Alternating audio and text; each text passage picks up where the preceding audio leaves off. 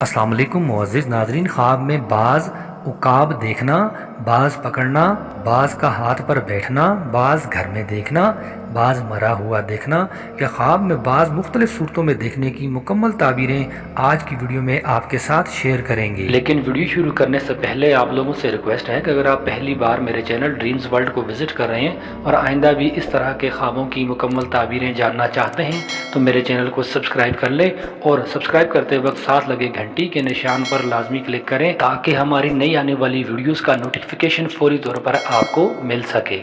हज़रत इब्न सीरीन रहमतुल्लाह अलैह ने फरमाया है कि अगर किसी ने ख्वाब में देखा कि बाज़ पकड़ा है या इसको किसी ने दिया है तो वो बाज़ मती है, यानी हाथ पर बैठा है, तो ये इज़्ज़त और मर्तबे और कदर की ज़्यादती की दलील है। और अगर देखे कि सफ़ेद बाज़ इसके हाथ पर बैठा है तो दलील है कि बादशाह से इज़्ज़त और मर्तबा पाएगा। और अगर देखे कि बाज़ इसके हाथ से गिरा और मर गया है तो दलील है कि मर्तबे से गिर कर तंग दस्त होगा। हज़रत इब्राहिम करमानी रहमतुल्लाह अलैह ने फरमाया है, अगर ख्वाब में सफ़ेद बाज़ पाया है तो अगर बादशाही मुलाजमीन में से है तो बादशाह से विलायत और इज़्ज़त पाएगा, और अगर रैयत में से है तो बहुत सा माल पाएगा।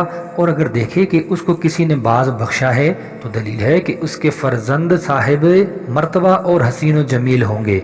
और अगर देखे कि बाज़ छत पर बैठा है और घर में गया है और औरत के दामन में छुप गया है तो दलील है कि इसकी औरत के यहाँ खूबसूरत लड़का पैदा होगा।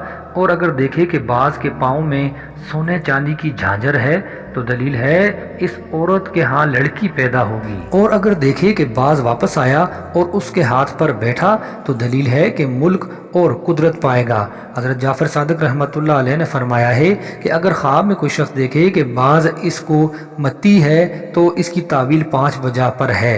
नंबर 1 ताबेदारी, नंबर 2 खुशी, नंबर 3 बशारत, नंबर 4 फरमान, नंबर 5 मुराद का पाना, नंबर 6 माल नकद और कीमत बाज़ पाना। खासकर अगर बाज़ सफ़ेद और मती है तो 2000 दिरहम मिलेंगे, और अगर मती नहीं है तो इसकी तावील 4 वजह पर है। नंबर 1 बादशाह जालिम, नंबर 2 हाकम जो बदी की तरफ माइल होगा, नंबर 3 ख़यानत करने वाला फ़किया, नंबर 4 फर्जंद जो माँ बाप का नाफरमान होगा।